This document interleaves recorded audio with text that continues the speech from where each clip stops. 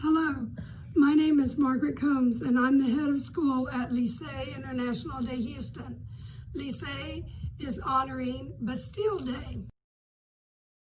July 14th is France's National Day, La Fête Nationale.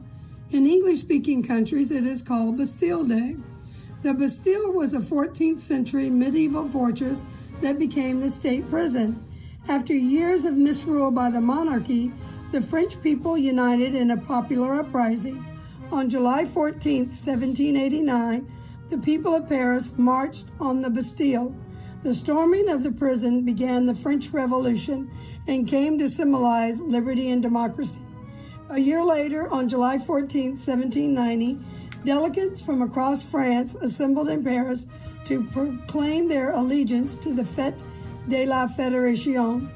Bastille Day was declared a national holiday July 6, 1880. Viva la France!